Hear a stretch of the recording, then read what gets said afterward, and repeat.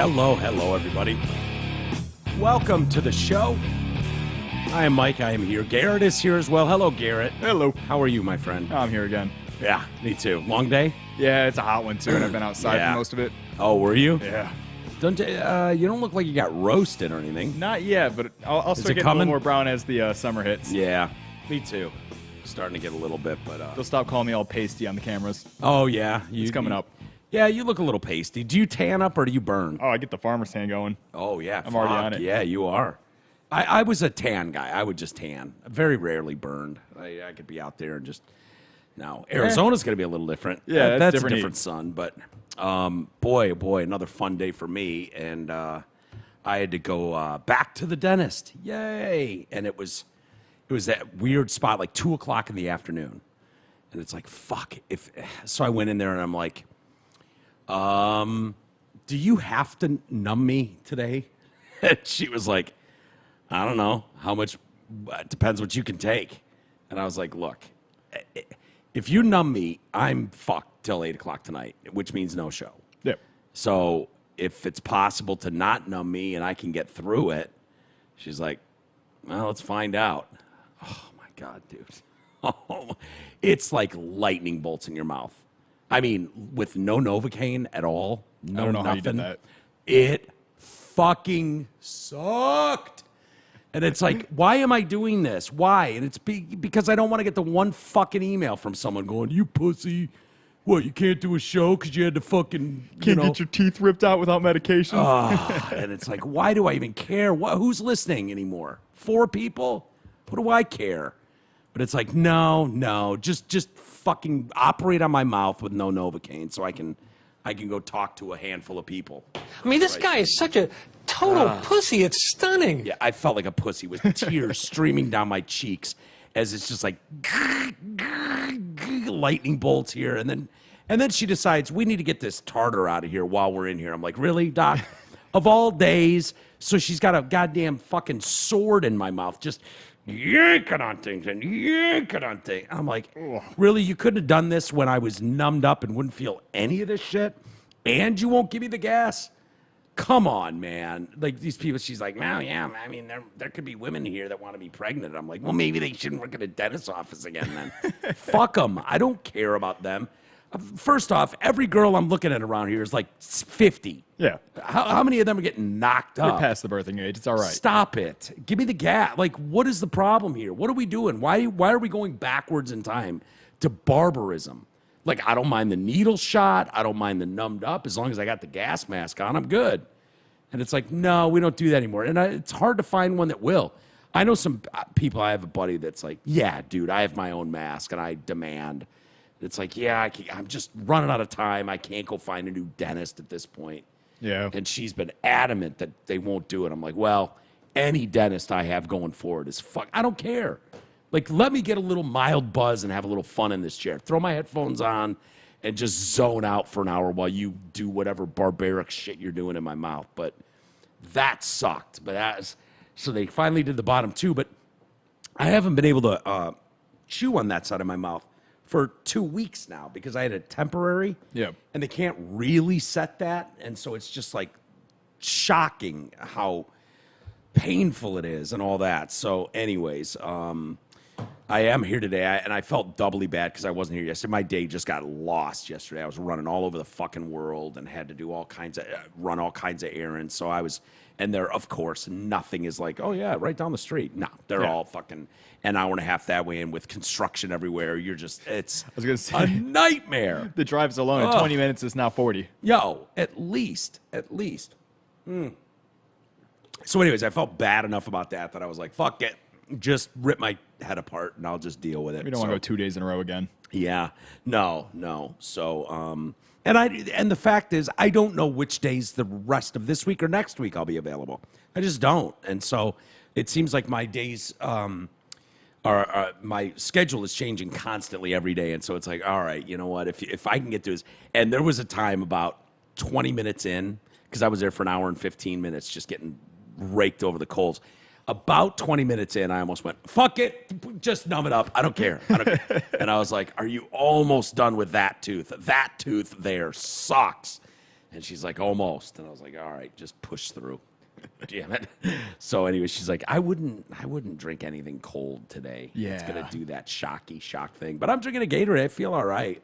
And hopefully now that's permanent. So they had to do 2 teeth back here, but that's permanent. And then I'm gonna have to fly back here to get this side done. And it's just, Well, it makes you feel any better. I know we have more than 4 listeners at least, because I have at least more than 4 people asking me if the show's on at any given day.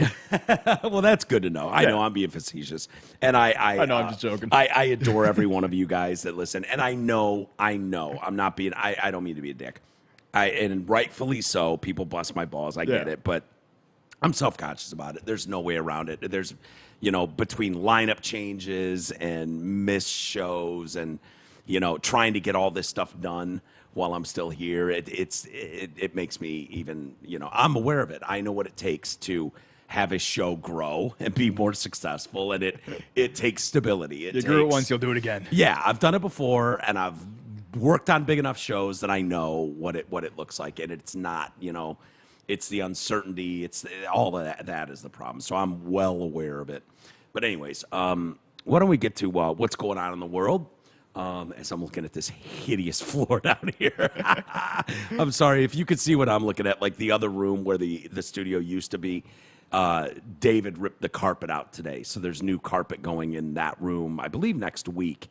And this tile, whatever. So I thought it was just a slab. This tile, I should post a picture of it, was put in 1957. Yeah, it looks like it. When this house was built. I asked a couple guys, I'm like, do you think this was like part of the original build? And they're like, oh, yeah, for sure. So this tile has been down here since 1957.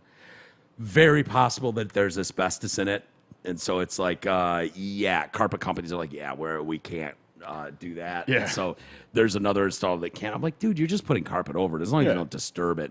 And the concern is the tacks, if any around the edge, if any of those are broken, they got to pop them out or unscrew them and all that, and potential dust. Oh. And so then that's where the lawsuits come in with what is it, fibromyalgia, Yep. or is it fibromyalgia, or one of those, whatever the fucking lawsuit is they're always talking about on the news channels. It's the dust that gets blown up. So I think everything's all right in there, but boy, oh boy, is it hideous to look at. I don't even know what that is, but I don't know. I'll post a picture later. Anyways, kind of a lot going on in the world. I'll save the trans stories for the end if we get to them. Okay. So keep the graphic up there. We might need it later. All right. I'll get it ready. We might need it later. I don't know yet. Lots going on. I don't know what's going on with P. Diddy, but I do know there was an interview. It sounds like this dude's world is collapsing. Yeah. Around him. Like people are just, which is the way this goes, about people just turning on a dime. It's like, it's one thing when you're the guy that has all the money and can pay for whatever, and you can be an asshole. You can buy your way into living a completely asshole-ish life, and people will turn the other cheek.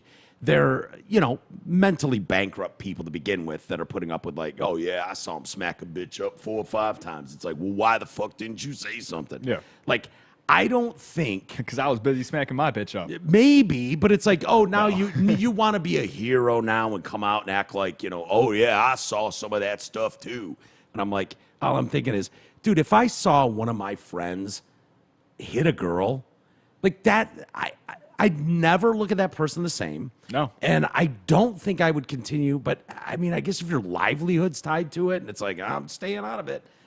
I don't know what the answer is. I just think, like, no, I would never. It'd just be like you just drift away from that guy. Whether you call the cops on him or something like that, I don't know. I'm not a narc. But I was going to say, I saw my friend yell at his mom once, and I was on his mom's side after. I was like, whoa, you don't talk to your mom like that. Yeah, right? Like, I've done that before. I had a girlfriend that was like that, was shitty to her mom, and it fucking drove me nuts. And I was like, dude, I can't be with you if you're gonna treat your mom like that. Honest to God. I literally said that to my friend. I was like, look, man, I can't hang out if you're gonna talk to your mom like that. Like, I was like, you don't do that shit. Was this friend's mom as hot as your mom, or was it no? So it wasn't even like you were defending her because she was smoking hot. My friend was out of line. Wow. He was supposed to do some chores or something before he hung out with me, and I came over to pick him up, and he didn't do any of his shit. And his mom came out like, hey, you were supposed to do some shit before you hung out, and he yelled at her. I was like, whoa, hey, do your fucking chores. Yeah, don't treat your mother like that. I'll swing back around an hour. Yeah, and I mean, like, and this girl that I knew that I had dated, it was like, what the fuck is wrong with you, man? How do you treat your own mom like that? And I mean nasty, not like I've been shitty to my mom.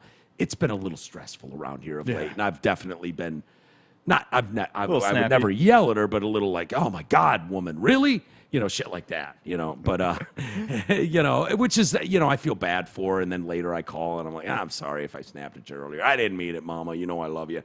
And it's just stressful. There's just a lot going on, but I can't imagine like treating a family member like shit, you know? But anyways, so CNN's Abby Phillip, going back to P. Diddy here, and all these people coming out of the woodwork. And, you know, I think they want some credit for speaking now. It's probably more selfish. They're trying to keep themselves out of trouble and not get, you know, shit on in the public eye or even worse, be in some sort of legal trouble for shit you did on behalf of Diddy. But Abby Phillip from CNN, of course, these gremlins, these ghouls in the media are all looking for anybody they can interview, and they ended up getting Cameron on the air. And I'm not familiar with this guy. Yeah. Do you know him? No, a little bit of his music. It's really? Just like early 2000s R&B style rap. Ugh. Basically what Diddy was making. Oh, okay. I think he was under Diddy's label. Do you think That's this why guy? He's kind of in this. Do you think this guy went through the? Whoa. It's possible. Like Meek Mill did. I mean, he got a career under Diddy's label. Oh, really? Yeah. So I don't even know who he is, but he's one of these. He gave this interview, and I don't think it went as young Abby Phillip thought it would. He did, to his credit, and I gotta say, you know, when I read this, I was proud. It's a bold stance. It's not an easy stance to take, right? Like, not all stances, especially in public, are super easy to take. You got to be a strong, not morally bankrupt person to make a statement that might not be what everybody agrees with. And to his credit, Cameron said of that video where Diddy grabbed Cassie and whipped her down on the ground and then kicked her a couple times, he said he was upset by it. Not being that I know him, but yeah, I was upset when I seen it. So I mean, it's a good thing. I didn't know what his stance would be, but that's kind of a bold stance to take. It's pretty out there one. He thought it was egregious too. No way. So, yeah, he did. According to him. I don't know if I believe that, but you know, maybe he did say it. He did say it. And I thought, wow, what a stand-up guy.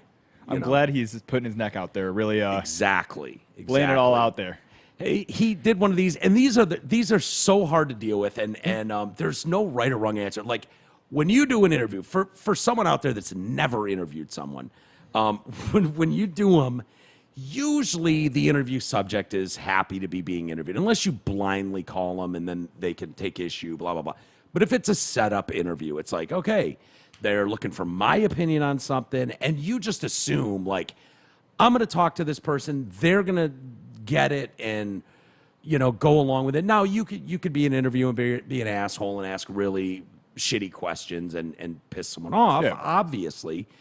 But it really hits you sideways when you're asking very legitimate questions and someone is just an asshole. Or, you know, it happened with us with Dave Navarro, for instance, that famous Dave Navarro call on the Drew and Mike show, which was scheduled, and he was just a cunt the whole time. And then he ended up, you know, he knew it. He called Troy Hansen, our music director, and was like, I kind of got into your morning show this morning, and I think it was kind of my bad. And we used to play that message. It was hilarious, you know. But, you know, he did remember us years later. He remembered who we were. He remembered that incident. So it kind of left a moment. But I remember at the time, like Drew even, because you're not expecting that. You're not expecting to have that that kind of attitude, and so you don't really know how to react. Yeah. And it almost takes you a while to like snap out of it, like, hey, dude, is there a fucking problem right now? Yeah, when you're trying to ask a question, they just come back with, fuck you, and you're like, whoa, hey. Yeah. Back up. And you're trying to keep it on the rails and like, hey, we're excited to talk to you. You know, this isn't like a gotcha thing. So it is a little weird. So I know what that's like when someone goes kind of off the rails, which he kind of does. And I don't know. Why don't we check out the interview that Abby Phillip did with Mr. Cameron, CAM 'RON. Joining me now is Cameron Giles, better known as the rapper Cameron. He's also the co-host of the podcast, It Is What It Is. Thanks for being here. First, when you saw that video... Pause. You can already tell, and I don't know if this is a black thing, he's too cool for the room already. Can't you just tell by his look? He's got the fucking... What sunglasses is that? indoors. Bucket hat. Yeah, bucket hat. The shades... T-shirt, like he's not in a suit and tie ready for a He's on the set of an CNN 05 music video. Yeah, exactly. And he's just like, the fuck? He's got an attitude. And I got to say, he wouldn't be the first black guy I've seen on TV have kind of an attitude that seems a little out of left field. But whatever. It's a black chick interviewing him. Yeah. So I would think, I mean, obviously this guy hates every white person that's ever existed. Duh. That goes without saying. I can tell by the look on his face. But that's a black chick interviewing him. You would think he'd be cool with her. He's just coming in hostile. Yeah, he appears to be coming in hostile, like he's ready for this not to go well. Of Diddy, Cassie in that hotel, did you recognize that Sean Combs? What I want to say, first of all, when I seen the video, everything in the video was egregious. I'm against. I don't support. Yeah. Beating the shit out your girl. All the charges that's alleged against him. I don't support any of that trafficking, minors, domestic violence. I'm totally against Very bold. it. Yeah. So when I seen the video, I was kind of upset with it. Not being that I know him, he's not necessarily a friend, but yeah, I was upset when I seen it. But did you as far as recognize everything him? I just said? Did you recognize that kind of anger at all from your experiences? I don't know like that. What do you mean? Do I be recognized? Did I recognize him? I seen him. What do you mean my experiences? I seen him and I thought it was disgusting. I didn't do a zoom in to see if it was really him or nothing, but he admitted it was him, so it was pretty clearly it was him. Yeah. What did you think about the apology that he gave in that other video? Ain't me for this. The apology ain't for me to decide, it's for Cassie. What I think about it don't matter. Yeah, but like you can have thoughts. Ain't do nothing to me. Yeah. Cassie need to ask Cassie if she accept the apology. I told you I feel. Okay, but I I'm said what talking I to said. you, not Cassie. So I want to play a conversation that you had on your podcast back in September with Mace. Listen. Yeah. When you had your record deal, why did you take me to Biggie Smalls and not Bad Boy? Man, it's almost gonna bring me to tears to say this. I just, being that I saw you as such a good friend, I wanted to put you with somebody I knew with. Thank you, man. I really appreciate that. A lot of people ask me that on Instagram. That was nothing. I don't know what that was. I was here crying and shit, man. I don't want to get emotional That wasn't me. here, man. Instantly, I knew Biggie would do right by you. Can you tell us a little bit more about that? I mean, is there... There's nothing there. Is there something known in the clip? industry about how Even the Diddy anchor's like, I don't know why we played that. his artists? look at him. He's drinking his little soup. I think that's promoting his, yeah, I was gonna say here. that's his own drink. It's So I'm a going to get sexual some wellness cheeks drink. after this horsepower joint. Yep, he's gotta go bust some cheeks. What does that even mean? I'm just going off. Pause. So that's his own brand of sexual wellness beverage. Oh God. That's what he drinks before you clap cheeks. Supposed to give you better performance in bed. All right. So if you're going, So yeah, he just said he's gonna go clap some cheeks after this. Fuck Yeah, that the drink is ass. his pink horse shit. so he's got a little what looks like a shot. Just disrespectful as shit. Yeah. He's here to plug his thing. Yeah, That's he knew why all. he was going. He's like, I'm gonna go on Yeah. CNN. I'm gonna plug my shit and I'm gonna get the fuck off. Yeah. Yeah. All right. Let's see him. What Mace said. Mace took me to Biggie. I don't really know Puffers like Mace know Puff. So I appreciate what Mace said. And of course, that's my brother. So if he felt that way, then he felt that way. I can't really tell you how Puff moves or anything like that. Mace may know better than me because he was signed to Puff. I wasn't. But my show does come on at 8 a.m. Eastern on YouTube. It's called It Is What It Is. And y'all make sure y'all Honestly, check it out. respect the I mean, I plugs. might get some more information out of Mace from there. But for me to tell you how Puff act and all that, I don't know. I never was signed to him. Yeah. No, he doesn't. What about the industry in general? I mean, so many people have pointed out that Diddy couldn't get away with this stuff if there weren't a lot of people protecting him. Do you think that's the case? Who the talent agent for this joint? Like, you think I'll be sitting around watching what Diddy do and all this? I didn't know this was a Diddy joint that y'all invited me to. Who booked me for this joint? I was wilding. I don't be sitting Cameron, around watching Diddy and all that. Yeah, Thanks, man, come on, man. That's thanks just for crazy, joining man. us. Thank you for your time tonight. Thank you for having me. You enjoy it. Well, you know, actually hearing that end, maybe he didn't know he was doing a Diddy Saving joint. money. There you go. Maybe he didn't know he was doing a Diddy joint. No. You know, it sounds like who the fuck booked this joint? With CNN though, you think they would have told him up ahead, like, "Hey, oh yeah, you were gonna get signed to him for a while, and then you switched up to Biggie's label. Like, what happened here?" There's no chance that they wouldn't have said exactly. Yeah. They probably sent him a list of questions or to whoever. Yeah. I guarantee you, he just read that and he's like, "I got an idea. I'm gonna plug my shit and I'm gonna get the fuck out." Yeah, and that's I kind of respect that. Yeah, except he's kind of comes off as an asshole. Most people are laughing about it. But he got all his plugs in. He did get his and plugs in. Now it's a newsworthy story that's getting passed around. Yeah, and I've hearing the name Cameron for the first time. Yeah, no, we've made it cool to be an asshole. You know, I mean, Cash Me Outside Girl said everything you need to know. Everything that's wrong with the world is wrapped up in that one Dr. Phil interview. I always think the world's been going to shit since we shot that gorilla in 2016. No, it was long before that. It's been going to shit. You're talking about Harambe? Yeah. Yeah. I feel like the moment they executed Harambe, that's when the world just started taking a huge nosedive. No, it was already nosedived. We were already steep into it. It might have started spiraling then. You would have been too young. It's been going that way for a while. But Cash Me Outside Girl was like, you couldn't reward someone for shittier behavior than that. And that, you see that a lot, but that's the way it goes. The bigger asshole you act like, the more attention you get.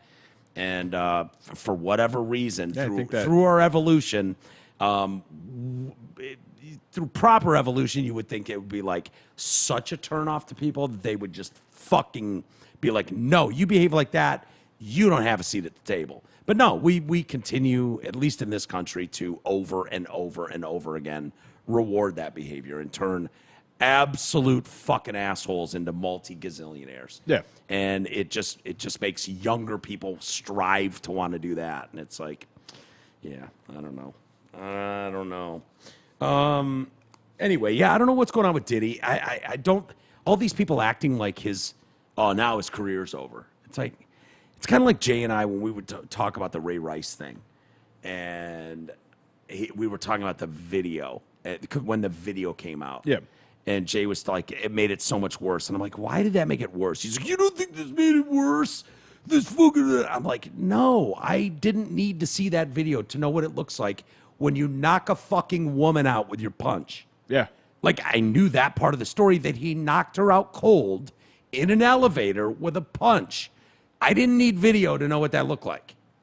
I know what that would look like.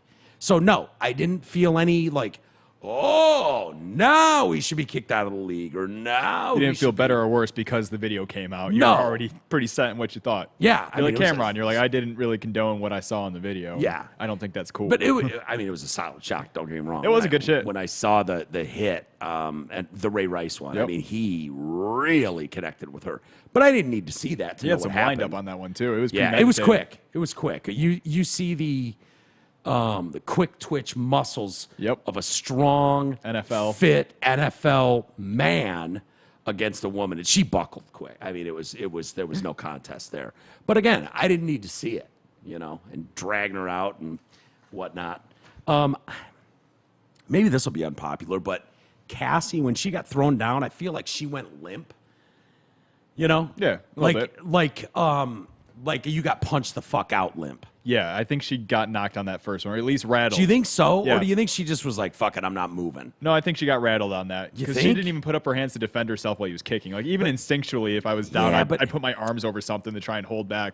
But the kick was like this weak-ass flip-flop kick to the can. It wasn't like he kicked her head or stomach or something like that. It was just like, kicked her in the ass. No, we could have. I'm not saying that's good. Yeah. But the throw down out cold, it was like you just threw her down. I didn't. Like, usually you see someone that's not moving, it's like, oh, they got punched or they hit their head really hard. I didn't see that in that video. But maybe, that could be one of those, like, those animals that play dead. Yeah, like a possum. Yeah, she could have been possum. She could have pulled a possum move there, which is not a bad move. Are you looking for the video? Yeah, I'm trying to find the video without any kind of crazy commentary or anything. But yeah, we can pot it down because there's no audio anyways. So tell me if this doesn't look like she plays a little bit of possum here. Not again, that might absolutely be the proper move, is to play possum. But I don't think the throwdown.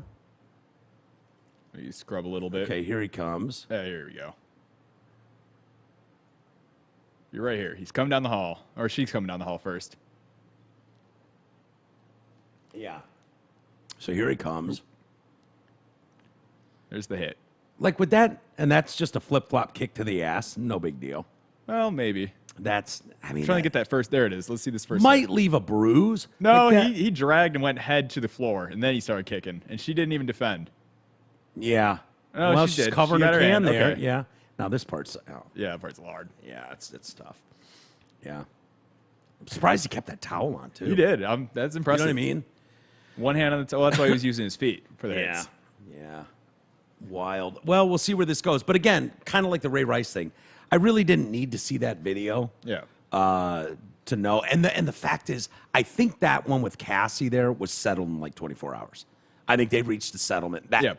You can look into that and read into that too. That there was, like, if you're settling something and paying someone off within 24 hours, that means there was no discussion, like, about, like, who was in the right, were we both at fault? You know what I mean?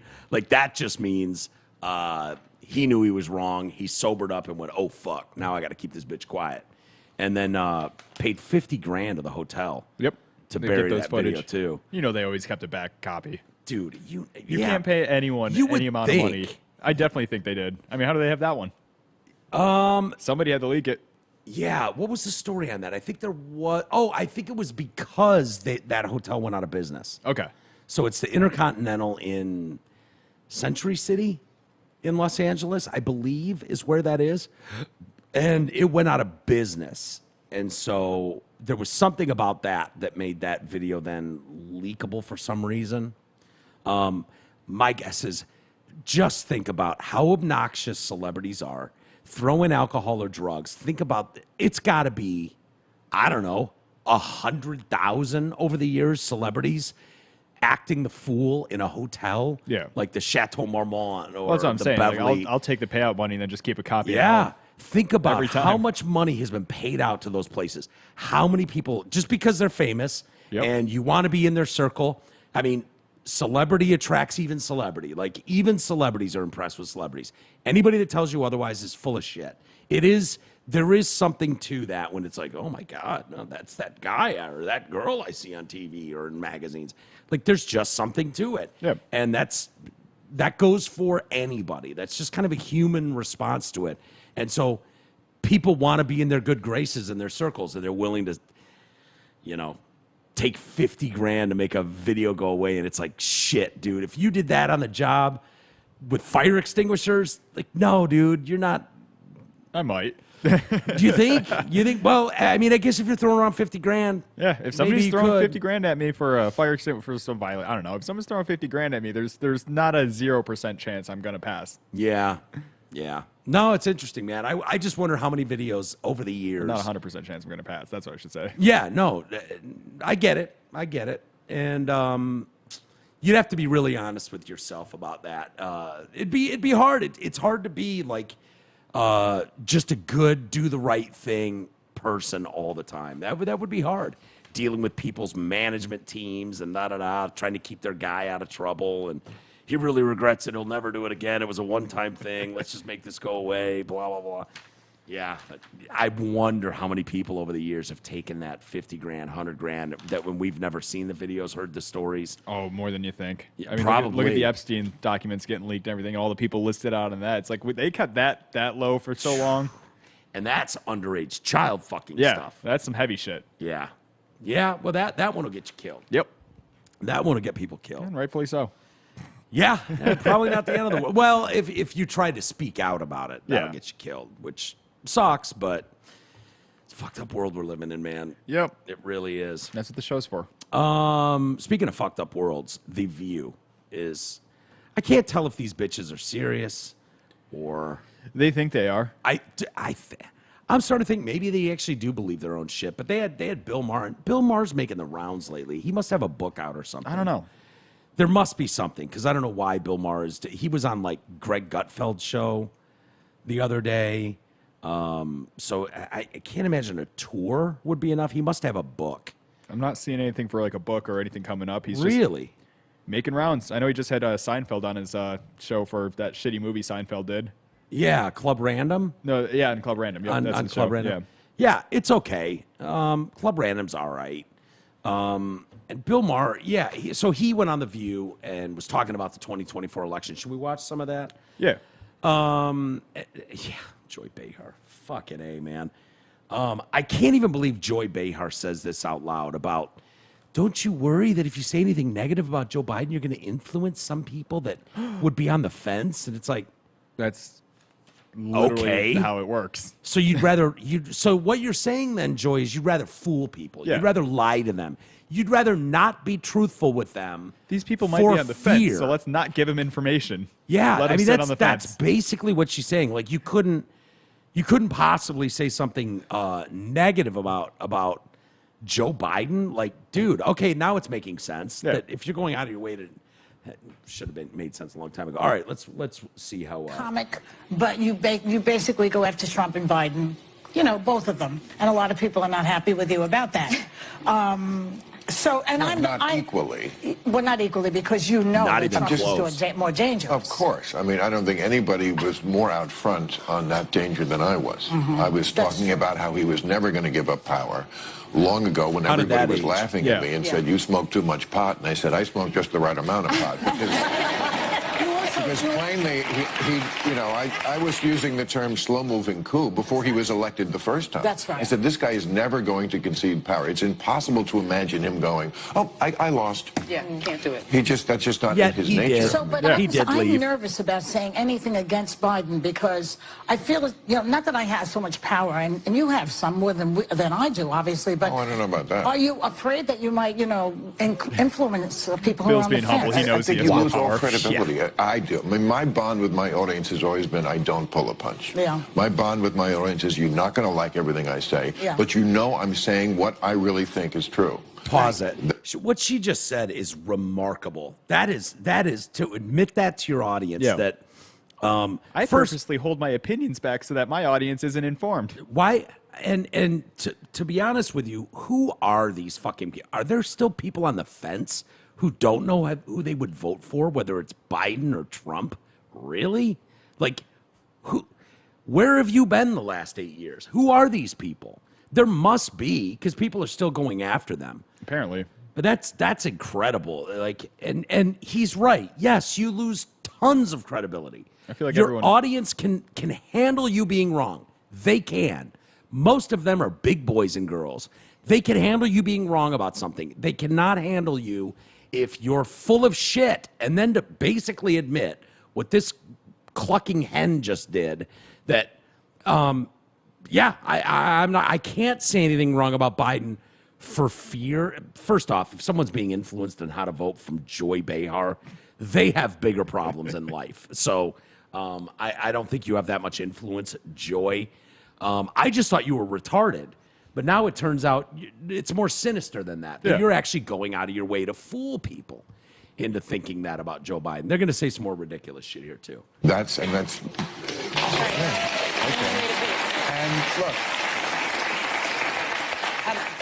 look, Biden just presents as old. It's not really fair.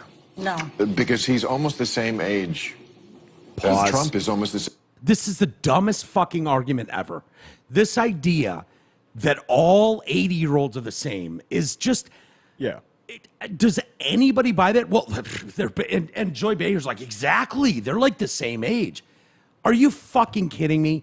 My mom, for instance, 76 years old, absolute machine. Yeah. She can outwork me when it comes to doing work in the yard, doing stuff. She's a machine. Yeah. She'll go out on the golf. She'll fucking work 4 hours in the yard pulling weeds, claiming she's having fun, and then go play 18 holes. Is that every 76-year-old? Is that every 76-year-old you know of? Fuck no. A lot of them can barely move, can barely walk. Some of them have lost their mental faculties.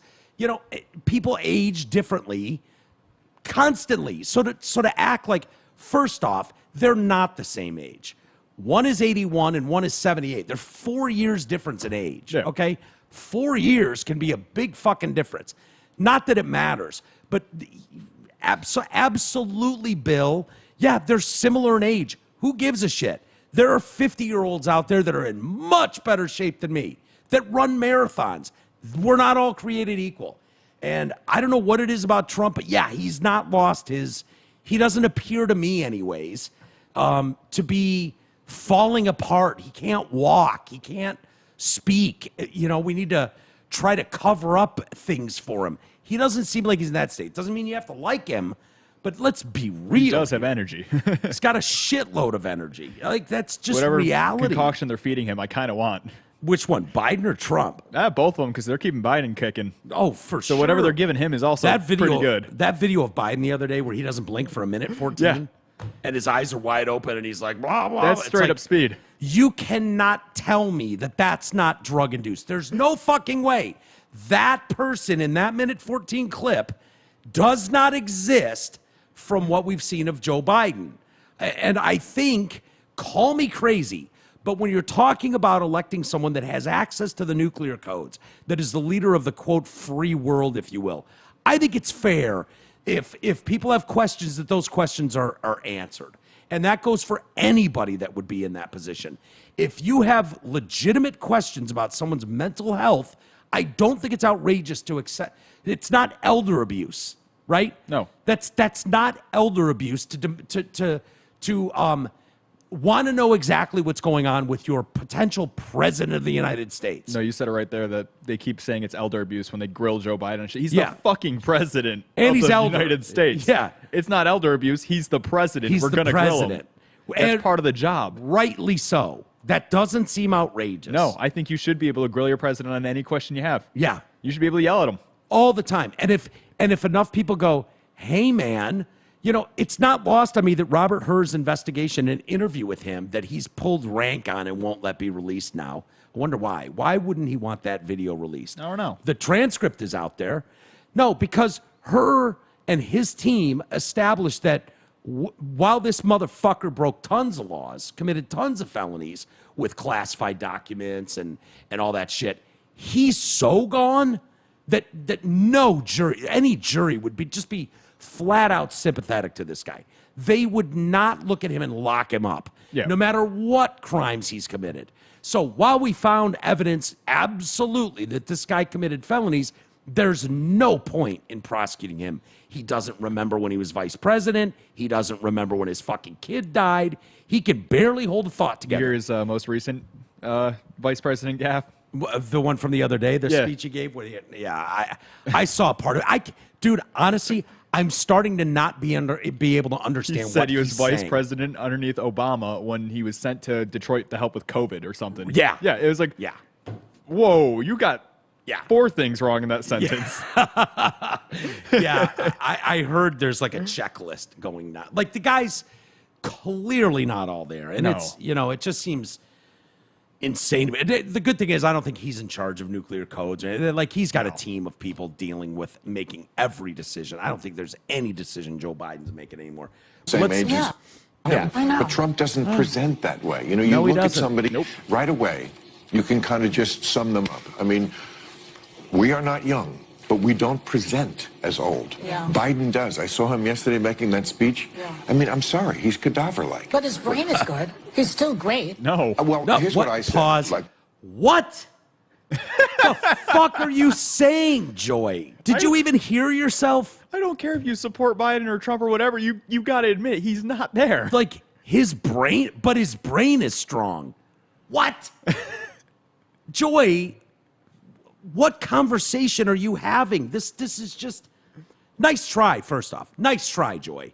And I don't know, maybe there's a bunch of brunch-growing blue hairs that listen to Joy Behar exclusively.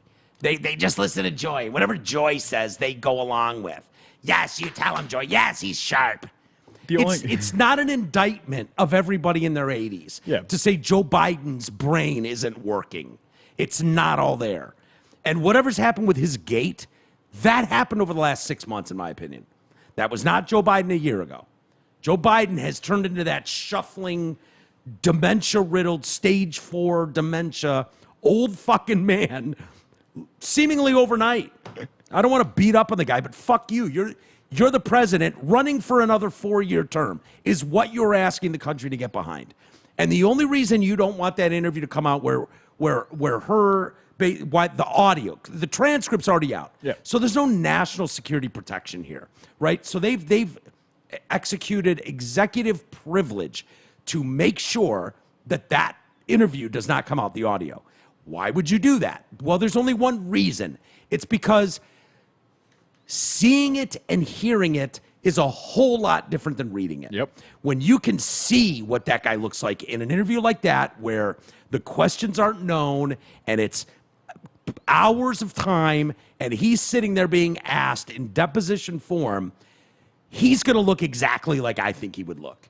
And no amount of fucking last minute shoot him up, he's good for an hour, drugs are going to fix that interview, the audio and video of it, which is why under no circumstance can that video and audio be released. Yep. Because the nation would get an unhindered view of someone they're potentially voting for president for the next 4 years, and they know that is unacceptable.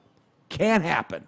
All right, let's. When I came back after the strike in September, I said he should get out because he's just lost the faith of people. It's not fair. He's actually done a pretty good job. Yeah. But I said he's going to be Ruth Bader Biden. That's the term I used. Ruth Bader Ginsburg. She stayed too long at the fair. I remember Obama had her over to the White House, like in 2013, to hint, hey, spend more time with the grandkids. That would not be a good idea, Ruth. And she didn't take the hint, and she was not in good health, and she stayed too long. Yep, dropped dead. She literally said, I'm not going to leave until Hillary's president. Yeah. And then dropped. It was about her. Yeah. Yeah, your hero, RGB, thought she could wait that out. She thought for sure a broad was going to be in the White House, no matter how Satanist that broad was. She wanted to be there for that. And she was willing to say, fuck you to the country that everybody was begging her to take a knee. Yep. Obama absolutely invited her to the White House for lunch and was like, how about we sit this one out? How about we retire? She was insulted by it. Sure, you can have my number, baby. There are white folks, and then there are ignorant motherfuckers like you. And that's what she was, an ignorant motherfucker. Thought she was going to I think he said that on his way out. And ooh, did that fail miserably. Ooh, did that backfire. Ooh, so sorry. And somewhere throughout the dinner, she said something You ain't like, my bitch, nigga. Buy your own damn fries. Yeah, she tried to eat his fries. Yeah, well. That's how mad she was at him. She tried to take some of his fries. Every time I see the feminists with the Ruth Bader Ginsburg hat, I always laugh so hard because that's the reason they lost their abortion right. The federal abortion protections, because she didn't take the knee. Yeah. Let Obama put one of his guys in. Yeah. And it's There's why your feminist icon. And it's why Merrick Garland is behaving like he is too. I'm convinced he's still just got a case of the ass. He's got a case of the red ass from not being. And I feel absolutely duped because this guy is arguably the worst attorney general in the history of this nation. Like, it's unbelievable, some of the stuff I read. We don't talk a lot about it on here, but it's criminal what that fucking clown is like. And I believed him when I saw interviews with him back in those days when he was up for nomination. I was like, yeah, he seems all right. He seems okay. I know, yeah. I mean, the left is in charge right now, and they get to nominate one of theirs, and this guy seems like someone I could live with. Oh, boy, was I wrong. Yeah. Thank God he ain't in there, but... yeah, led to that whole Roe v. Wade issue that people are fighting about now. They're a little upset about. Yeah, not good. Not good. Yeah, maybe we'll get to a little bit of Trump in a minute, but I read this article from Matt Walsh, of all people, and famous, most known for What is a Woman? What is a Woman? Have you ever seen that documentary? Yeah. Did you like that? I thought it was pretty good. Did Marina watch that? I don't know if she's watched or not. I haven't asked her, but I should. Yeah. I think she'd like it though too. It seems like the kind of stuff she actually appreciates. Yeah, I'd be really interested to hear what Marina thought. I'll have to give a report. Because you know what was really interesting about it? It was so not mean-spirited. Yeah. Like, Matt Walsh was not, because you could go in and be a dick. He wasn't leading them. He wasn't getting in there being a weirdo. He was just, hey, what's a woman? Literally, and having follow-up interview questions, just like, here's your chance to explain what you mean. I will give you the floor. And make this make sense. And I appreciate that he only, like, most of his follow-up questions were what they said, just put back at him as a question. Just like, so what do you mean by this? And once you let them explain themselves, that's when they start to fall apart. Yeah. That's usually when they started going, and this interview's over. The this interview's over guy, or the rip the microphone off the lapel guy, or the storm out of the room guy. Yeah, it shows up. And that just means that your argument holds no water. And it also means that your argument hasn't been properly vetted. It's only been in your little sewing circle. Yeah. And everybody's like, yeah, this guy's amazing. It's why college kids get fucking blown out and hammered so hard by, the Ben Shapiro's or Steven Crowder's when you do see those debates. There's a reason why they get hammered so quick. And it's because the one kid that's a decent speaker and he's on his soapbox in front of his classmates is able to speak eloquently to them and they all cheer him along. He's one of theirs. And when you get no pushback on that, it makes those people really start believing their own shit, that they've got this argument on lockdown. And they don't.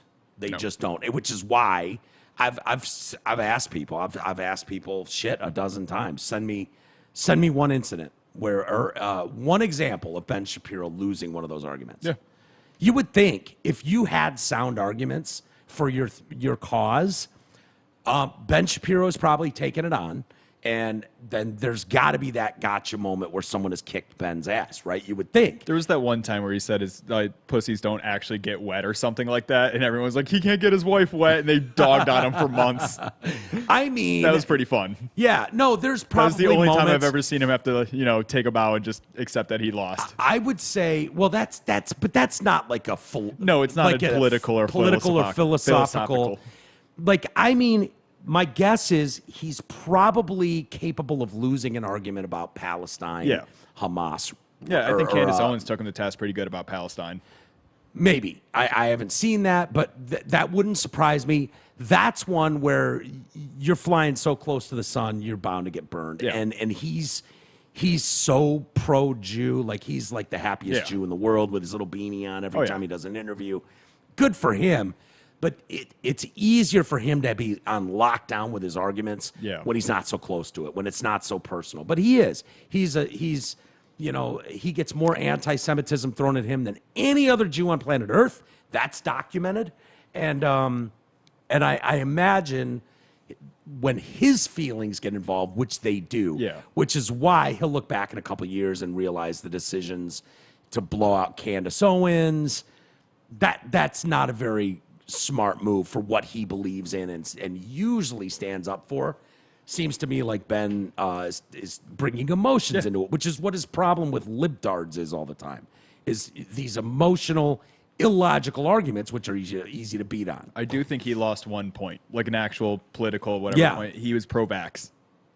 Was he? Yeah, Ben Shapiro was pro-vax for the first bit of mostly the first bit of thing. I think he's backed off it now, but he got hit vaccinated. He got his kids, and he was telling other people, go get vaccinated. The vax is a weird one. Yeah. The vax is a weird one because people give Trump shit, right, for Operation Warp Speed.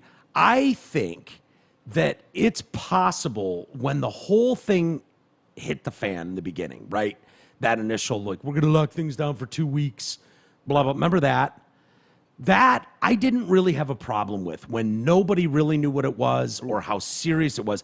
My problem was the people that kept that facade up when the actual data started coming in, and they refused to look at the previous arguments and not update. No, I don't know. This is I found an interview with him and Adam Carolla in 2023 that has him saying he's still pro-vax.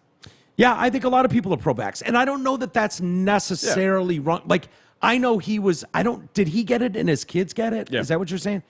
I wish I never would have got it. Did you get the vax? I did. I had to keep a job. I had to keep a job. Okay. I couldn't work from home. It was this or starve. Me too. So I took an experimental vaccine because I was forced into it. Now I regret it. Yeah. I regret and funny it. enough, I got COVID after time. the vax. I went 2 years through the whole pandemic and stuff, masked up, everything with all that bullshit. Yeah. 2 years through the whole pandemic, didn't get COVID till I got the vax. Really? Yep. Yeah. Well, they're finally starting to admit now that there's some very injured people from that. Kind of crazy. Now, Ben's. I remember vaguely back in the day talking about. And I guess when I talk about Ben Shapiro, I'm not saying he's not capable of being wrong about something.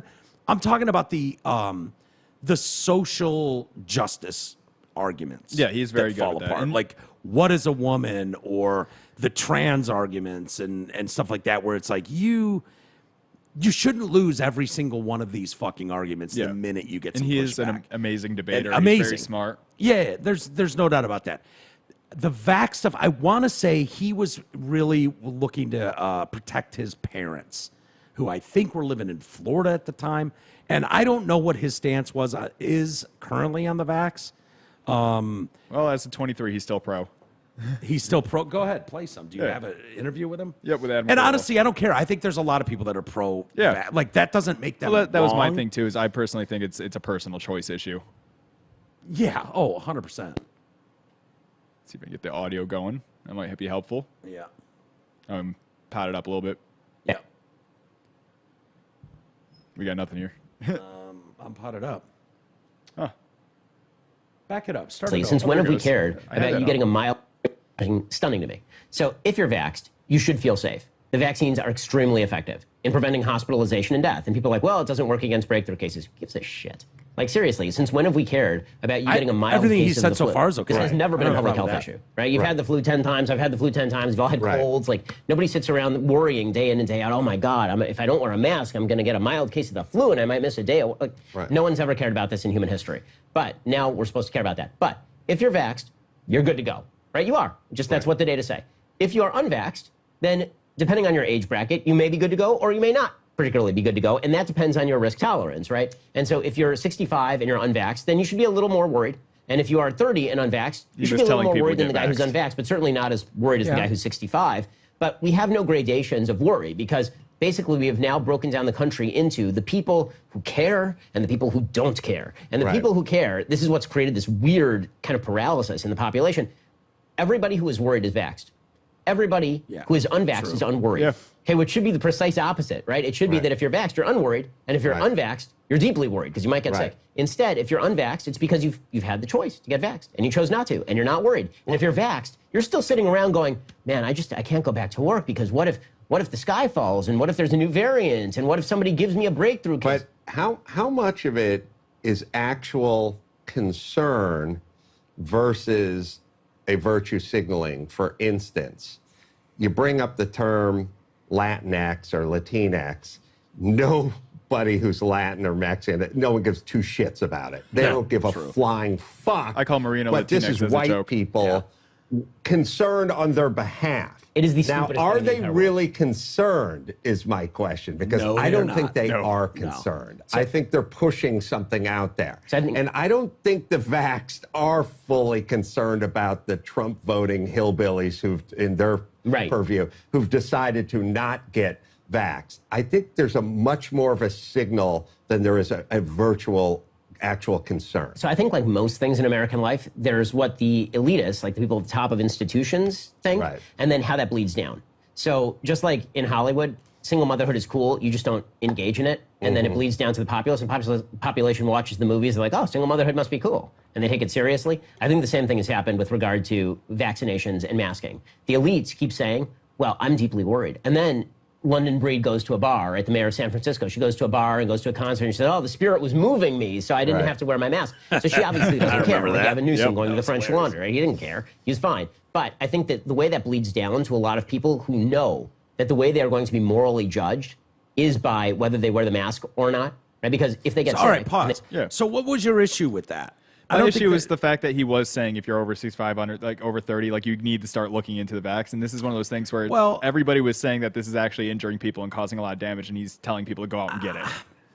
I wouldn't go as far as saying it's causing a lot of damage to. Well, yeah, because the Daily Wire was the first kind of group of people to come out and say stop getting the vax, stop listening to them. There's problems. I don't know that I've never told anyone to not get the vax. No, or I'm the stop same way. getting the vax. I think you put it in perspective. The only thing I've said about that, well, I've said a lot of things, but if you're vaxing your kid now, you're a fucking moron. That's almost child abuse, because the odds of you injuring them versus them getting protected from that vax are not the same. It is night and day. But if you're talking about comorbidities with someone 65 and older, that's fair. That's fair. If you've got an overweight, which shit, half of America is, 65-year-old who smokes, has diabetes and blah, blah, blah. Like, there's a lot of unhealthy people that vaccine very well may have, and what he was careful with how he said that. He said, we'll limit hospitalizations and death. And that part, I think, is still believed. I think that's still believed, that you can minimize hospitalization and the risk of death, severe illness from the disease with vaccination.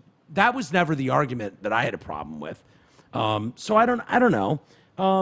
Would I be he seems sort of pro-vax, but I don't know if that's, I wouldn't say that's a losing argument. Okay. You know what I mean? Like that's, like when I see him take people on, and we've all seen those, like Ben Shapiro owns so-and-so. Yeah. You know, those are what I'm talking about. And you would think those societal arguments that we seem that seem to be coming out of those college campuses, you would think if they had a legit argument that one of them would be able to wipe the floor with him one time, or just get him once, like boom, and then he's got to regroup. But that video doesn't exist. No, I've that never you are right seen about. it. That you are right about. I'm specifically talking about those where it's like, oh no, this is a real thing, and it's blah blah blah, and it's like, is it? You know, and that could be anything from the trans debate to, you know, the gun debate. And he'll fucking whoop your ass on all that stuff. And it's like, yeah, it's hard to win an argument against something like that. But if you're going to go to the next level, you got to be able to do that. Yeah. You have to have a strong enough argument. Oh, before we get back in the story, we got a $5 super chat from Ghost of Detroit Cast Pass. Probably, I don't know, cuts off. I see Ghost of Detroit Cast. Yeah, okay. It says TDC, more like the Desert Cast.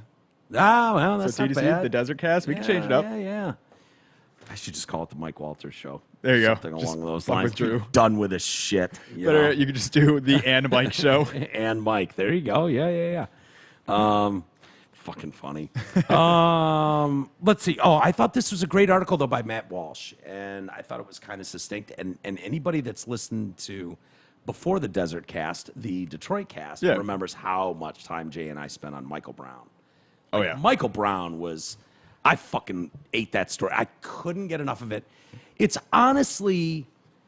that story seems like the propaganda machine broke through something. It was the first time I remember, like, well, not the first time, but one of the times, like now it's routine. Like, I'm like, you can't possibly believe that. You can't possibly believe that story is reality. And it's like, oh no, there's some fucking lunatic asshole that absolutely believes that story, hook, line, and sinker. The Michael Brown one was the first one where it was like, wow, we really, maybe since OJ, where half the country sees this different, or half, like, the left sees this differently, or Black Lives Matter was birthed of it. The lie of hands up, don't shoot. His fucking buddy was hilarious. I can't remember his name now. Hold up. Darren Wilson was the officer. The cop, yeah. God bless that dude. I'm trying to find the name of the guy. Where was it? What was his name? Dorian Johnson. Dorian Johnson. There it is. Dorian Johnson. Yeah, that guy was awesome. Isn't that the I Can't Breath guy? No, I Can't Breath was Michael Brown's dad. Okay. Michael Brown's dad wore the T-shirt I Can't Breath. And, yeah, we didn't go too kindly on him for that. But it was like, come on, man. You got to get it right. I blamed his fucking lawyer for it. I told his lawyer that to his face. I was like, dude. The I Can't Breath shirt? Come on. Don't you have a responsibility to fucking put an E on the end of that or something? Make it breathe? Yeah, I don't remember what his answer was. But he did kind of own up to that. But anyways, so Matt Walsh wrote this article. I'll read it to you. I thought it was good. By now, we're all painfully aware of how activists insist on having about 500 days on the calendar to celebrate themselves, from International Pronouns Day to Pride Month to Trans Day of Remembrance to my personal favorite, Gay Uncle's Day. I didn't know that. I don't know that was a day either. You don't know that's a day? No, I didn't know that was a day. Gay Uncle's Day. All right, well, that's going to be my day coming up. I don't know when it is. Well, you can't have a Gay Father's Day, I mean, unless you adopted, but... Wait, are you an uncle? No, but my brother's straight, so one day. One day, That'll be my maybe. day. He's younger than you, right? Yeah. Does he have a girlfriend? Yeah. I'm just saying. Is it serious? You could be it's a gay pretty uncle. serious so far. I could be a gay uncle soon. Yeah. I don't know how many gay uncles are out there, but I don't know why they need their got a couple gay uncles. Their own date. Do you? Yeah. Wait, you have homo uncles? Yeah, I got a couple homo uncles. They didn't touch me. I want to start with that. I was going to say a lot of things. I knew everybody immediately jumped there, but that was not the case. Oh, you had one of those uncles, did you? No. They were very friendly and kind people. They just tickled my balls. That's about it. Really? You have multiple gay uncles? What is the homo gene is strong in your family? Apparently, is it not? maybe it is a genetic thing. Did you get along with those gay uncles better than the straight ones? I don't talk to them too much, but no, not like in a sense that like I don't want to. It's just in a sense that I'm not around them very often. Are they not in state? They're somewhat in state, but I just don't keep a track. Once you get sort of in the really, I would think the gay thing would bring you guys together. You'd have so much to share together. People hang out together. Come on, don't you guys don't all hang out together? No, you guys don't all think the same. I thought you guys all felt and thought the same. What are we, the blacks? That was Garrett.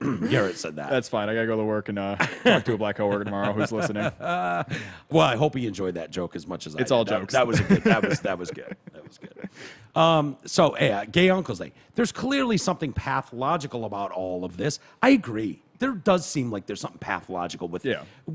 I've done it twice. We did it once, going down the list of all the fucking LGBT days. There's too many. And it's like, holy fuck. And I'm convinced that like no gay people, like just normal gay people, even know about all those. I didn't. I think I think you guys are just as surprised as we are. Yeah, it's wild. And what is that? There does seem something pathological about that. Everyone wants to be a special snowflake, and once everybody's a special snowflake, nobody's a special snowflake. Yeah.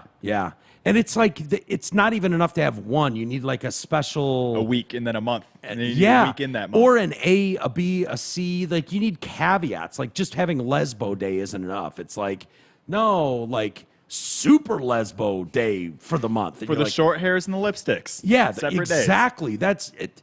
It's comical to even joke about, but that's sort of true. It's like, no, this one really loves pussy.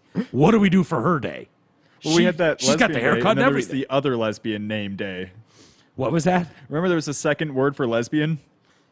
Yeah, but it wasn't bull dyke. No, it wasn't carpet muncher. It wasn't carpet muncher day, but it was something. Yeah, I do sort of remember what you're saying. I'd ask you to pull up the list, but it's so long. Yeah, it'd take me a while to scroll through. Yeah, I might as well just ask you to print up the tax code. You know, we'd be here just as long waiting. So, anyways. There's clearly something pathological about all this, but it's also tragic at the same time. Leftists understand that to win, they have to completely flood the zone with their propaganda. They don't want anyone to have any kind of reprieve from it, even for a single day. Unfortunately, as mind-numbing as this tactic is, it's also effective, which is why it was never going to stop with the gender cult. And indeed, now the BLM movement is getting in on the action. They're demanding that the death of Michael Brown be memorialized on multiple days every single year. This was the martyr at the center. Well, why can't they do Michael Brown Day, then George Floyd Day, and then... they'd love that. Yeah. Let's spread the days out. You don't need multiple days for one guy. Yeah, no, there's probably already multiple days for Floyd. Yeah. Which is just hilarious. Maybe it's a month. I've said it all along. Like, dude, you got to have real martyrs out there. Yeah, you got to pick a better one. You know, I'd celebrate Philando Castile Day. Yeah, I was going to say, Philando. Dude, Philando Castile Day. That dude totally got shot out of... Did not deserve his death. Yeah, I agree. That dude I felt bad for, you know. And he was the stereotypical black guy with the fucking long hair, looked the part, but he was just a good dude. His kids loved him. He was a school teacher or gym teacher or some shit. So multiple days, he should be memorialized every single year. This was the martyr at the center of Hands Up, Don't Shoot hopes, which kickstarted the rise of BLM. Everyone from the city of St. Louis to the Biden administration decided to eulogize Brown on August 9th, which was the 9th anniversary of his death. That's the big Michael Brown Day, during which we're all supposed to pretend Michael Brown was a useful and contributing member of society. We're also supposed to pretend that a white supremacist police officer shot him in broad daylight and in cold blood. But as of yesterday, August 9th is no longer the only Michael Brown Day on the calendar. This week, we saw a renewed effort to mark the occasion of Michael Brown's birthday, which falls on May 20th. So that would have been, 3 days ago? 2 days ago. It's 22nd today. 22nd, yeah. Happy birthday. I guess. Happy birthday, Michael Brown. What are we supposed to say now? Rest in power? Yeah, rest in power. Rest in power. Yep. It is kind of cool. God, black people are so much cooler than we are. They are. Just so much cooler. Fuck. I mean, there's some shitty ones out there. Don't get me wrong. Well, there's shitty white people. There's shitty everyone. Oh, absolutely. But, focusing on the black right now, they're just way cooler than we are. Way cooler. Rest in power. That's so dope. Go Blacks! So, the NAACP or NCAA, whichever. Yeah, the NCAA. For example, tweeted, Michael Brown should be celebrating his 28th birthday today. We will continue to say his name and fight for justice and accountability, sending love to his family and friends. NAACP or NCAA president Derek Johnson posted. I don't have a problem with them sending love to his family and friends, but Michael Brown specifically, believe me, almost nobody in this country deep dove into the Michael Brown story. Yeah, once you start digging in, it was a little bit of a problem. It was hardcore how much I dug into that. Yeah. And trust me when I tell you, Michael Brown was not got as himself good as they said killed. That he was. And look, you're allowed to be a fucking bad dude. You're allowed to be a shitty human being. But Michael Brown got himself killed. No question about it. It had nothing to do with race. And when the argument that people made that drove me the most nuts was, so he strong-arm robbed that party store in Ferguson, Missouri. And then he left there, and that was all on videotape. And the cop rolled up on him, walking down the middle of the street like an asshole, and started to talk to him, and they got into a confrontation. The confrontation ended up in the vehicle, wrestling for Darren Wilson's gun. Yep. The whole thing. And even Obama's DOJ. Yeah. Was like, oh. Yeah, no, that we can't go after Darren Wilson for this one. But people said when that cop rolled up on him, because people started to make the argument, hey, he strong-armed that liquor store, and now he's getting hassled by the cops. And people said, the cop didn't even know that had happened at the liquor store, where that robbery and him roughing up the little Asian dude, that had happened 15 minutes earlier. That cop wasn't aware of it. The insinuation being that they were fucking with him only because he was black. No, and they got a BOL for him. Well, but no, that cop didn't know anything about that. I thought they had the BOL out. My bad. They might have. But that cop personally, Darren Wilson, didn't know about that. Okay. But that doesn't matter to me because Michael Brown knew it. Michael Brown knew what he had done 15 minutes ago. Whether that cop knew or not, that is, in my opinion, why Michael Brown reacted that way. Yeah. He assumed, perhaps, that the cop knew about the strong-arm robbery and the beatdown of the Asian man at the Ferguson market. Yeah. Michael Brown was well aware of what he did, and he was not going to go to fucking jail. He was willing to fight for it. So that to me is where that probably went off the rails originally. So these messages, as detached from, going back to the article now, as detached from reality as they are, were echoed all over social media yesterday. Vina Dubal, professor of law at UC Irvine, wrote, "Rest in power, Michael Brown." Yeah, rest in power is so cool. It's so rest much in cooler. peace is so lame now when I hear it. Rest in peace. I always tell people to rip in peace. Why rip in peace? Because it says R.I.P. on the R.I.P., rip. yeah. So just about rip in peace. Yeah, I see what you did there, but just rest in power is so much cooler. Look, you're a white guy. You're a dork by nature. So rip in peace, guys. Yeah, rip in peace. Rest in power is just dope, though. That is pretty good. This is someone who allegedly teaches law, celebrating someone who brutally attacked a law enforcement officer. The nonprofit Robert F. Kennedy Human Rights, led by Kerry Kennedy, tweeted, "Michael Brown should be celebrating his 28th birthday. Today, we honor his life and legacy. As for what that life and legacy entailed, that part was left unstated for obvious reason." Look, the death of anybody is tragic. We've said that all along. Michael Brown's is no different. 100%. The fact that Michael Brown lost his life that day, but that doesn't mean all of society or Darren Wilson were the responsible parties for that. Yeah. Unfortunately for Michael Brown that day, Michael Brown directly led to his death. Yeah. That's just the reality of that particular story. And it's like, look, man, I don't mind going on a march. I sort of do. That's kind of bullshit. I don't mind. How about but, that? Yeah, but I would if you had the right guy. That it's like, yeah, this is a true injustice. Well, they got a new Michael one. Brown and George Floyd aren't your guys. No, they got a new one, and they should take this guy. It's I don't know if you heard about Roger Fortson. No. He coming out of Florida. He was cops were at his door, wrong house. There, he answered the door with a gun, thinking somebody was trying to break in. Right? Yeah. Cops announced it, whatever. He answered it as he's like, gun wasn't pulled up at the cops or anything like that. He had a gun on him when he answered the door? He had a gun on him when he answered the door, but he's a retired Air Force man. He's like an actual ex-military. And he's a black guy? Black guy. Yep, okay. Robert Fortson. And the cops lit him up while he was putting his gun away. Yeah. The cops just magged up. And this is the same department that had the Acorn shooting a couple months back. So they're a little jumpy. I would say when I had, was it my back surgery? It was either my back surgery, the gallbladder, one of the two. You might remember this. But I was staying at my parents' place in Brighton. And all of a sudden, there were all kinds of flashlights in the backyard and all that. Yeah. And do you remember this story? I think you told it, yeah. I think so. And it was the Brighton cops. And they were like, my parents have like a circular driveway, but it's also goes straight back. It's kind of weird. Yeah. There were cop cars in the driveway. And all of a sudden, there was like pounding on the door.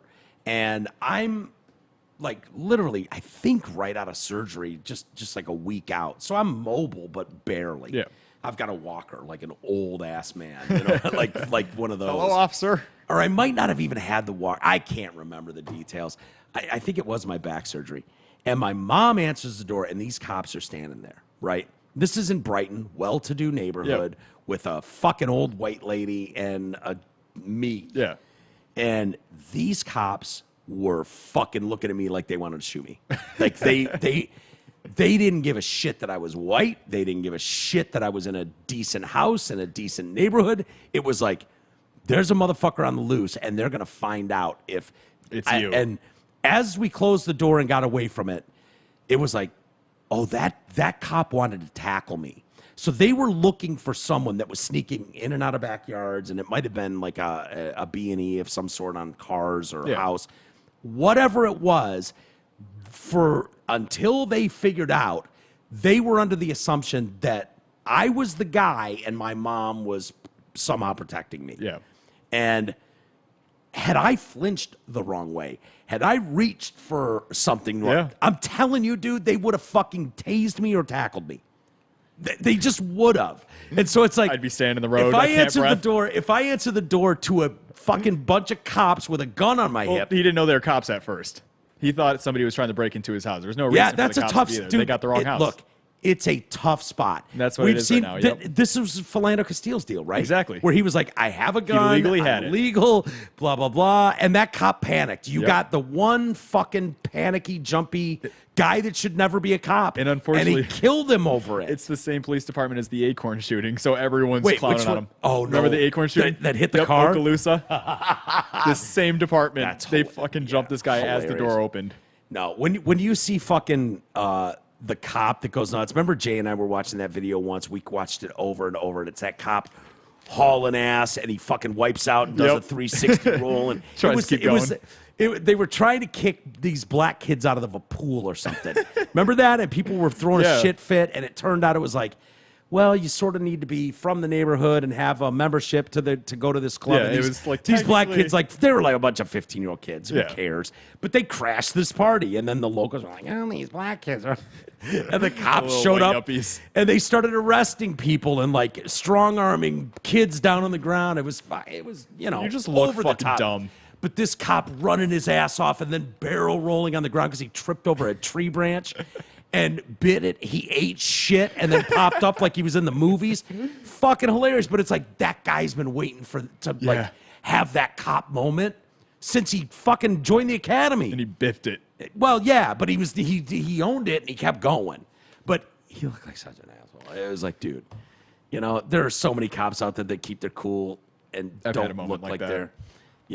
It's like the guy that was, remember the guy that got in 2 videos just fucking wiping out protesters? Yes. And it was like, this guy's been dreaming of this, man. This is why we play the game kind of moment. He's coming out the tunnel. He's fucking ready to go and whoop ass. And he had his moment. There's cops like that. And the Philando Castile guy is an example of that. Yep. I can't remember where we're going. But anyways, so, yeah, this idea of honoring Michael Brown's legacy, I mean... He got shot by cops. Yeah. That was what That's kind of his legacy, That's right? his legacy, because that's what... He was starting college on Monday. Yeah. I think. living with grandma. He was living with Nana and going to college. So let's see. Congresswoman and BLM activist Cori Bush, who is actually a congresswoman because of the Michael Brown stuff. There's a handful of these people that literally that threw them into national prominence when they step in and make a difference. Yeah, which honestly good for them. They would, but they're making false bullshit arguments. Yeah. And my problem is they're ginning up more and more fear. There's enough rightful fear out there from people. You don't need leaders adding to it, throwing gasoline on that fire, which a lot of them are doing. And I would say Cori Bush is one of those. We're only left with the memories of who he was. It's supposed to be a sad line, I guess, even though all it does is remind us of the fact that Michael Brown roughed up a store clerk on camera and then attacked a cop. So Cori Bush, sorry, I read that wrong. Cori Bush said, we're only left with the memories of who he was. She posted a video. Yeah. It's supposed to be a sad line. So this is Matt Walsh saying this. It's supposed to be a sad line, I guess, even though all it does is remind us of the fact that Michael Brown roughed up a store clerk on camera and then attacked a cop.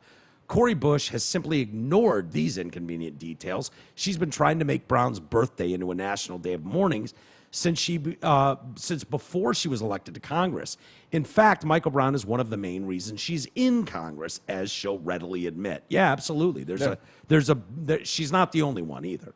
But this week's effort to promote a new Michael Brown Day was particularly embarrassing for a few reasons. For one thing, it's hard not to notice how carefully worded Cori Bush's statement is.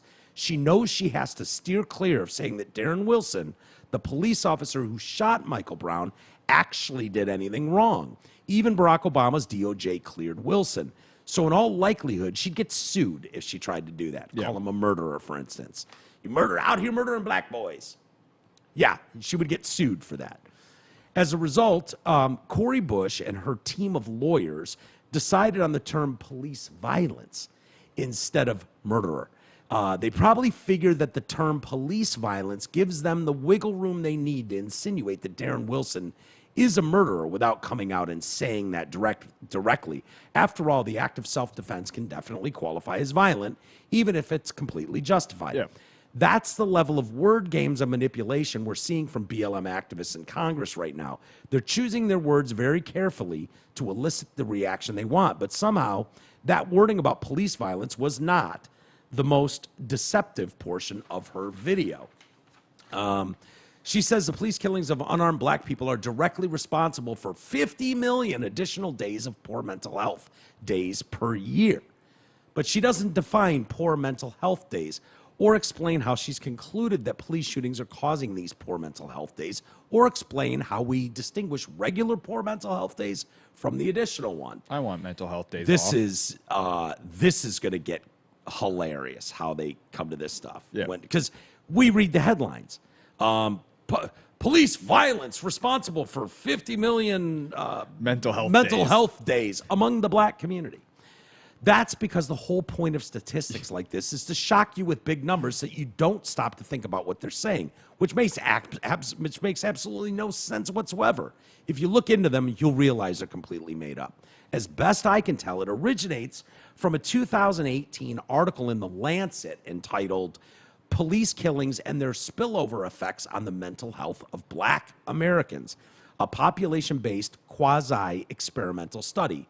Right away, that title is something of a red flag. We're talking about a quasi-experimental study here, which doesn't seem nearly as definitive as Cori Bush made it sound. She made it sound like she had actual facts. If you read on, you'll find that the researchers who took money from a foundation specializing in health equity aren't certain of their findings at all. The summary of the article reads, police kill more than 300 black Americans, at least a quarter of them unarmed each year in the USA. These events might have spillover effects on the mental health of people not directly affected. Did you catch that? These events might have spillover effects on the mental health of people not directly affected. That's quite a hedge, and if you look at the methodology, you'll understand exactly why they're hedging. Apparently, the researchers just looked at two existing data sources. First, they analyzed the U.S. Behavioral Risk Factor Surveillance System, which is just a telephone survey that asks people if they're feeling okay. Then the researchers looked at the dates of police shootings of unarmed black people, without regard to whether those black people like Michael Brown were attacking police officers when they died. And then the researchers checked to see how many people reported from the phone interview feeling sad within 3 months of a police shooting of an unarmed black person. They say they noticed a correlation where only black people seemed upset in the 1 to 2 months after these shootings, while white people didn't seem to care. Yeah, no shit. Most people don't care when a criminal gets what a criminal gets. No, usually once it's been proven they're a bit of a fuck around and find out. Yeah, it is. It is one of those, stupid games, stupid prizes things. This is a methodology so absurd and arbitrary that if a fourth grader used it for a science project, he would get a failing grade. It's not even worth going into detail about correlation and causation because everyone understands that this data is garbage. For one thing, you'd expect white liberals to be quite shaken by the death of an unarmed black person, but that doesn't show up in their data at all. More importantly, there's about 1 million other explanations for why these respondents may have been unhappy. Even these researchers concede that point. This paper only serves one purpose: to give people like Cori Bush a talking point and a bogus justification to waste more taxpayer money. In this case, she's asking for $50 million to redistribute in the service of mental health equity, which inevitably will mean allocating resources along racial lines. But Cori Bush and activists like her aren't the only ones benefiting from these lies. Outfits like BET, which claims to be where black culture lives, are also promoting the narrative. BET put out its own video for Michael Brown's birthday describing him as courageous. Boy, oh boy. Actually, yeah, he is pretty courageous trying to fight a cop. Yeah, I suppose. Fighting an armed cop takes a lot of courage. That is sort of you gotta courageous. have some balls on you. Yeah, that's true. I would have never, I would have thought, out of shape, going down the wrong road. Maybe. But can't beat up an Asian person. Stronger than the average Asian. Stronger than the average Asian, but he was a big boy. He was like 6'5", too, Michael Brown. So, all right, you win that argument. That is sort of courageous to to go fisticuffs to a man that has a gun on him. Yeah. That is sort of courageous. And it's probably saying, stop or I'll shoot you. BET's right here. Yeah. The guy was probably yelling, stop or I'm going to shoot you, because cops have to yell out before they shoot you. Yeah. And he fought right through it. So this BET thing described him as courageous and saying, black boys should be able to grow up into black men in peace, regardless of whether they attack other people, apparently. Whoa. I think Matt Walsh added that last sentence. You'll notice that they don't want to talk about how Michael Brown actually died. It's all about how activists organized and spread their message online. It's about what type of person Michael Brown was, according to his mother. All of these organizations understand exactly why Michael Brown died. They know he didn't die in service of any higher purpose. He wasn't a martyr or even a foot soldier. He was a violent criminal who somehow made a living in Ferguson even more dangerous than it already was. But all these activists also understand that Michael Brown hoax gave rise to the BLM era. That's a mythology they cannot revise or reject at this point. Nor would they want to revise or reject it because it's given them so much power and influence. Therefore, the purpose of this hoax are sticking to the script no matter what. They're simply ignoring all evidence that clearly contradicts their claims. This is what you have to do if you desperately want to build a movement around a false narrative. You just have to keep repeating the lie over and over and over again at every opportunity. They're betting that eventually the history books will reflect their manufactured version of what happened in Ferguson. That's clearly their goal. And unless conservatives start telling the truth about that day, until they start defending Darren Wilson anywhere near as much as the left worships Michael Brown, then eventually, through sheer repetition, activists like Cori Bush will get exactly what they want. Yeah, I mean, the winners write the history books. Isn't that what they say? Yep. And I think somewhere in the story you said, 300 black people were killed last year? Yeah, I don't know that that's true anyways. I got the numbers here. It's 229 black people, right? So 229. Where are you getting these? These from Statista.com. Okay, these aren't the official FBI statistics? Well, they're pulling from FBI statistics. I'm trying to find the right one. Here we go. Show source. Yep. Oh, you need to feature the access discount, so you need to buy their phone. No, I would have said it's way less than that personally. But that's the funniest thing is it's 229 black to 425 white shot to death. 425 white? Yeah. And also 133 Hispanic, 29 others, and 347 unknowns. Yeah. The interesting thing about that, because the immediate argument that It's that blacks are the only ones who get shot. Well, yes. And if you go, yeah, but more white people are shot than black people. The immediate argument is, there's way more white people than there are black people. Of course there's going to be more white people shot. Yep. But that argument falls apart if you ask me, because it's like no. The interactions haven't changed. Yeah. The amount of interactions between police and the public has not changed. No, actually, so they're having more interactions with they're not having more interactions than they normally would have, and that's why more white people are killed. It's usually about the same spread every single year. I've got it going back all the way to 2017. It's like 2017, 458 white to 222 black. 459 white to 228 black in 2018. So it's literally all around the same exact numbers. Maybe we're the numbers. problem. Maybe Whitey just doesn't give a shit about when his brethren get shot and killed. No, we don't. The problem, I know.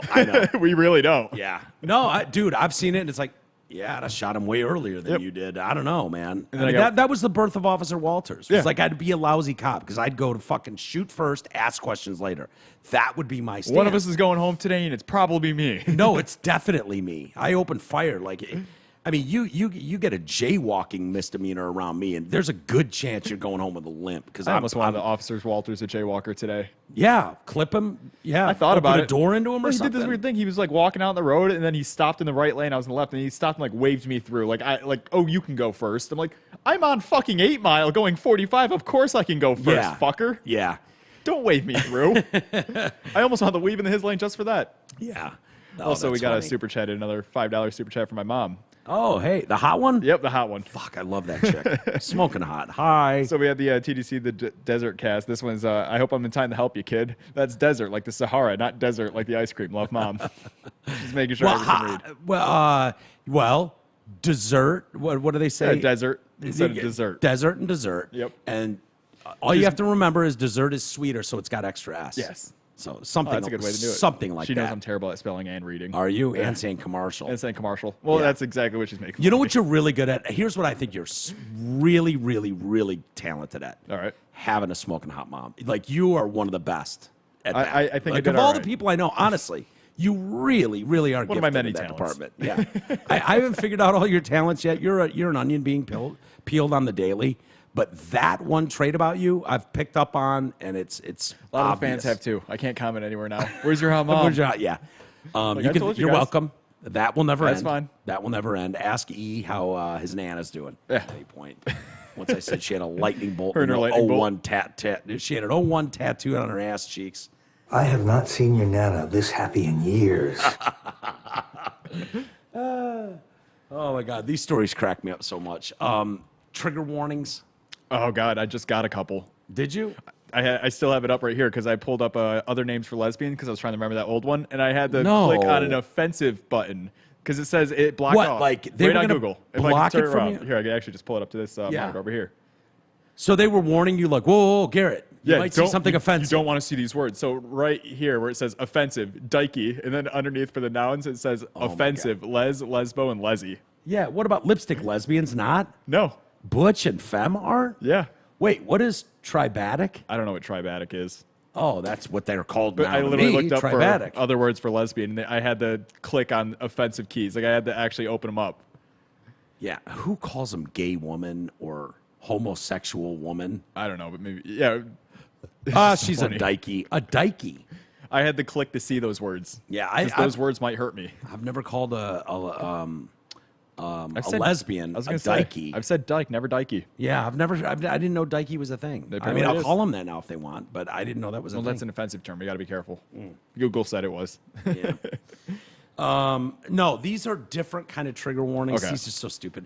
But is this different than when you see a movie and it's like, warning, mature audiences? It gives you the MA warning and it's like violence, sexual situations, language. Smoking. That's the funniest one. Smoking is the best. There might be smoking. I'm like, oh no. I'm like, that speaks volumes about the generations we're in right now. That smoking is one of the things on there. It's like, really? Really? I remember watching Tom and Jerry as a kid. They'd smoke all the time. Oh, fuck yeah. Hell cartoons. Yeah. So AMC is being mocked for placing a cultural stereotypes warning on the drama Goodfellas. There might be Italians. Oh, Heads my up. God.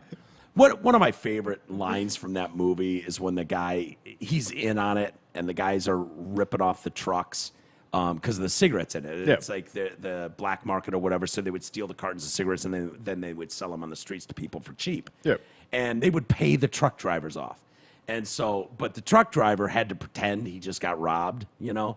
And so he comes running into the store. He's like, 2 N-words just stole my truck. You know, he's just going to blame random black guys. He didn't say N-words. And he didn't put the H on the end of it. So there was nigga. He used the hard R. So I think that's sort of what they're talking about. Would that, you know, that kind Something of thing? like that. I feel like it's, in case you're Italian, don't get offended that there's people being Italian. Yeah, but what are they? Well, it's like a trigger warning for stereotypes or something like that, right? Yeah. I don't think that's like saying, because that would be offensive language if they were just using N-words and stuff. They put the offensive language up there, or like harsh language. Yeah, they used to just take the word out on regular TV, but this is their streaming service. Yeah. This is AMC Plus, so I would think you wouldn't touch any of it. No. You know what I mean? It would be like, this was what Martin Scorsese put on film. There's a reason it was a cultural phenomenon. There's a reason it's in the, you know, it's an Oscar-winning picture. I think Pesci won the Oscar that year for his role as Tommy. Yep. So AMC on their streaming service has the following message before the film begins. This film includes language and/or cultural stereotypes that are inconsistent with today's standards of inclusion and tolerance and may offend some viewers. If you're putting inclusion and tolerance stamps before Goodfellas, you've lost. You don't want it. If that stamp is enough to make you not watch Goodfellas, you've lost. Yes, right? Like, dude, if you need that if stamp. you've gotten to the point where Goodfellas is starting, you've already made the decision. Like, who's going into that so blind? Yeah. I might go watch I can't Goodfellas watch this tonight. one. It has stereotypes in it. Yeah. Has anybody ever turned it off like, whoa, honey, I didn't realize this had cultural stereotypes that are inconsistent with my current views on standards of inclusion and tolerance. Yeah. Let's find something else to watch. Has that conversation ever happened in someone's living room? No, Ever? I don't think it ever has. I mean, I want to make it happen now. I want to do that. Like, sit down with a girl to watch a movie and then be like, whoa. Are we sure that the cultural stereotypes referenced in this movie are up to my, or at least are inconsistent with my views and today's standards on inclusion and tolerance? Because I'd rather not be offended, honey. I imagine she'd call me a fag and then kick me out of the house. Yeah. If I said that. No offense to the fags out there. No, but none taken. That would be worthy. I think it would be worthy. Yeah, right? AMC provided the New York Post with a statement about the warnings. They're getting interviewed about it now. See what you did here, AMC? Look what you did. The company said they started adding the content warning 4 years ago. In 2020, we began adding advisories in front of certain films that include racial or cultural references that some might find offensive. Those some shouldn't watch the movie then. Yeah. I mean, it's based on real characters. Like, isn't that all you want out of your film? Like, isn't that the best when you get one that's like, based on a true story and it's got real details and they're even as gruesome as those details. Those are the best movies. That they're accurate and you're like, fuck. I love man. good accurate movies, dude. They're the best. Yeah, like or you don't when need you're excuses playing for with that. It, like Tarantino plays with his history. He fucks around and he does things that didn't actually happen, but the detail he puts into it and the details of the time period are perfect. And it confuses me a little bit. A little bit. You know, especially the last one with what was that? It? Was with the cult. Yeah, the cult Manson. One. Yeah, Manson. Yep. Exactly. Some of that. Once upon a time in Hollywood. Wait, did that happen? Wait, yeah, I'm pretty sure half of Manson's cult didn't get. Sharon Tate. What? No, I don't. No, Sharon Tate lived because they went to the wrong house and Brad Pitt beat the fuck out of him. That's right. It's been too long since I saw that movie. It's such a good movie. Yeah, I love that scene too. That goddamn it! I wanted to go to that taco restaurant, that Mexican restaurant they're in. That was right down the street from Raj's apartment. Was that taco place, and it was during COVID. Oh. And there was something fucked up, but that's where Brad Pitt is sitting, like in a lot of those scenes with, and when they were filming, they would actually eat at that restaurant. Yeah. It's still there, that famous Mexican place. I wanted to go there so bad, but there's something, they were like shut down during COVID. I was like, So Michael Franzese, former captain of the Colombo crime family, I wonder what his thoughts are on the trigger warnings on Goodfellas. He told the New York Post. You see the fonts they used here and there. Just starts explaining it, right? How he figured it out. He did not agree with the warning. We don't need anyone protecting mob guys. It's crazy. Former NYPD officer Bo Dietl, who played a police officer in Goodfellas, also disagreed. The fucking political correctness has fucking taken everything away. This is how life was back then. It was not a clean, beautiful thing. Yeah. You can't cleanse history. If you want to tell a true story, you got to tell it the way it was. I think most normal, rational people understand that. Yeah. I think they do. You'd hope. You would hope. I don't know if that something like that affects anybody ever. It's just more irritating and annoying that we don't all recognize that. Like Goodfellas was made, what, 1990? Yeah. If you haven't seen it, by the way, I'd highly recommend it. It still stands up. Goodfellas is fantastic. Fans noted that similar films streaming on AMC Plus, including The Godfather, did not include the same language that mentions brief nudity, strong language, and intense violence. Goodfellas is considered one of the best mob movies ever made. Pesci, yes, did get an Oscar for that. The United States Library of Congress classified the film culturally significant and added it to the National Film Registry in 2000. Other studios are also adding content warnings on older movies. Disney added disclaimers to classic films on its streaming service to warn viewers that some scenes may contain negative depictions and mistreatment of people or cultures. Yeah, they're going after Tinkerbell. Yeah, I heard about that. That's a big one, which is hilarious. Actually, it looks like AMC has a history of being a little bit shitty with their movies. Really? Yep. In what way? 11 months ago, r/horror, I was just looking up AMC and seeing what their censorship rules are. And this is just a Reddit post 11 months ago. Just a heads up, AMC Plus is now censoring their horror movies. Too much gore and too much violence. What? Yeah. Wait, I need more. What are they saying about them? Does it, because are they cutting scenes or are they just saying, hey, there's a lot of gore in this? He's saying, and everyone's saying they're green, but he's saying, I decided to try on AMC Plus on Amazon Prime Video. It was only a few bucks more than the standalone Shudder subscription, but I discovered that in the horror film vision, the services are edited, so I'm canceling it. It'll stick with Shudder. There was a horror streaming service that was considered solely 80s horror. I saw the AMC Plus. He's going off for a little bit. I'm trying to figure out where he's saying why. Yeah, keep reading it. I'll finish it. Yeah. So Tinkerbell, apparently is a problem because she's body conscious and jealous of Pete Pan's attention. It's a cartoon, and you know Tinkerbell's like, isn't she like an inch big? Yeah, she's a flying fairy dust. She's a fairy. Chick. Yeah, that's her whole role. She's a I fairy. think she had nice tits. In their defense, I think she did. She had a pretty solid bod, if I remember correctly. But yeah, she was jealous of Pete Pan's attention. But yeah, wasn't everybody that wasn't the main character wanting Pete Pan's attention? Yeah. Sort of. Isn't that how that I feel goes? like everyone on that island was looking for Peter Pan's attention. Yeah. Yeah. Whether it was the alligator in the clock or Captain Hook. Captain Hook. I don't remember. I don't think I've seen that in forever. It's been a while. So yeah, Tinkerbell is in pretty good shape in the movie. This is from a different article. The whole joke is that she's a pretty small person who's in love with Peter. That's the whole joke of the film. Okay. That is part of the relationship between them, which dates back to the original book by J.M. Barrie.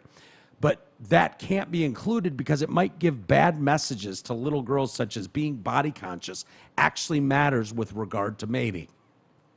She doesn't really do anything body related, though. I mean, besides getting like she's stuck got in no. spots. I think she's got a nice body. Yeah. Pull up Tinkerbell. I swear she's got a great ass and nice I know. tits. I know what Tinkerbell looks like. But what I'm saying is like, they have that thing where it's like Tinkerbell really just was kind of like the she was a fairy. She was small, right? But she's got a rockin' bod, and that makes makes any it worse than a Barbie. I'm looking at it right now. No, I know, but they're bitching about from the Barbie original too. movie. Yeah. See, she's kind of hot, right? I mean, for you, yeah. Well, you could admit she's got a solid body. Yeah. I think if you polled the guys Like out from the there, original. is she hotter than Smurfette? No, but she's up there, right? Yeah. As far as cartoon pieces, like Tinkerbell, Not bad. But that I think what they're saying is that little girls are going to watch that and be like, I'm fat and ugly. I'll never look as hot as Tinkerbell. It's like, yeah, okay. Okay. Well, that's reality. No, you won't. None of us the will. way you're eating. That's like me watching He-Man growing up and be like, I'm never going to be that ripped. I need to cry now. That would be sort of similar. Like, why isn't the same thing apply there? Where No, it's I like, don't- that's what I I don't have get. these unrealistic, unattainable thoughts about the body because I look at Sly Stallone. I'm supposed to be super Rambo. athletic like all the Power Rangers. Yeah. Oh, that's right. Guys don't give a shit, so Yeah. they don't. They're not gonna be babies about No. it, right? So this is body conscious actually matters with regard to mating. Well, it does. So that's just a reality. There's a mate for everybody, but it's a little easier, I think, if you're more attractive or appealing looking to the opposite sex. Yeah. If the purpose is for mating. Or it might give off the impression that sometimes girls get jealous over guys, which can't have, because obviously that's not true. Yeah, no one's ever claimed that a girl could get jealous over a guy. Like, I know, what the hell? Nuts. Wow, crazy. All right, let's get out of here, buddy. All right. I did have a bunch of other stuff. Maybe we'll try and do them tomorrow if we're here tomorrow. Okay, got an email here. Non-practicing bisexual. That's what I claimed because I wanted to be on your guys' team. Yeah, you're trying to get in the... Yeah, just a foot in the door. Yeah, that's all I'm saying. Just keep the door cracked so you can hear what's going on. Yeah, or just not be fucked with if I say fag or something like that. Well, no, that's what I'm saying. It's like once you say fag, you can at least shut the door and run away. Yeah, or if I go fag and they go, ooh, we got him. He's on camera. Passed. He said it. I go, fuck you, man. I'm a non-practicing bisexual. Yep. And I was trying and to you get got a pass room there. And I got a fag pass. But you're double covered. Before I knew the fag pass existed, I thought, like, hey, if I just slip that in there, hey, look, asshole, I happen to be a non-practicing bisexual. I've seen Ryan Reynolds before. I thought he was pretty hot. All right, I'm with you guys. Yeah, not practicing. So anyways, non-practicing bisexual and practicing homosexual. What's up? I think he's talking about you. Super happy you're making the same move that I made a few years ago, out to Arizona. I keep getting more excited that you're moving to my neck of the woods. Finally, I can absolutely empathize with the fact that you're moving out of your comfort zone where you lived most of your life. Yeah.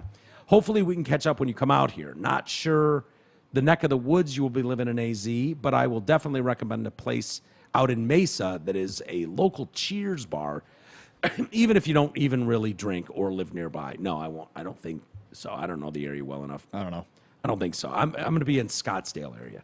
North Scottsdale, that's where Marina came from. Really? Scottsdale. Yeah, Scottsdale's great. Super excited about your move, but sad about losing my freeze worth when the move starts. You'll get it back. Don't worry. It'll come back. P.S. If you need local AV sound guys to help, let me know. As I used to work in the tech industry, have a couple great local contacts for you. Let me know. I'd be happy to pass them along. The name's Mac, but you can just call me Daddy. Yeah. Thank you, Mac. I appreciate that. You never know what I'll need. I have some friends out there as well, and we'll see. That sounded a little desperate. It sounds like nothing's going on in Arizona that he's so fucking excited you're coming along. Nah, dude, I'm a big deal. I don't know if you know. I'm a around. big deal. So this is very, very exciting news for the Macs of the world. You Yeah. know? I mean, hey. No, I was it was hitting me last night because I got invited to play with G at this golf tournament in August. It's like a 3-day thing, this big blowout. It sounds awesome. And then I'm like, I usually just being me is good enough. Like, hey, aren't you that guy? I can get along with that kind of thing. Out there, no one gives a fuck. No. I'm like, I kind of have to pull my own weight. I have to, like, be okay at golf. I don't want to embarrass Drew and G. Mike doesn't mean anything down there. Drew and Mike doesn't mean fuck all out there. Neither does TDC. Nope. Neither does the cult leader. None of it. You're leaving it all behind. It's like, oh boy. I'm used to being treated a tiny bit special by some people around here. We'll make some more sponsors and friends. I hope so. All right, let's call it a day there. Hope you enjoyed anybody that happened to be listening to us today. And, we'll be back hopefully tomorrow. I'm leaning towards yes, we'll be able to. I've got a few things that if the day gets away, it gets away. But and if not, Monday. Exactly. Great attitude, Garrett. All right, have a great day, everybody. Appreciate you listening. We'll talk to you soon.